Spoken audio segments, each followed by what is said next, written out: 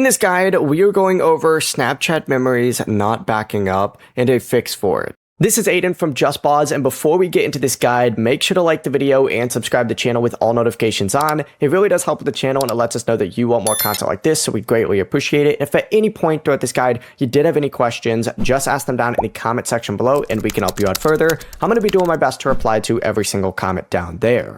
First things first, you do need to connect to a strong Wi-Fi network and keep Snapchat open, and essentially just swipe up from the camera screen. That's not the camera screen. Boom, there we go. Swipe up from the camera screen just like so to open up your memories, and you can check your backup status from within here. Now, if it's stuck, you need to close Snapchat, reopen it, and try again.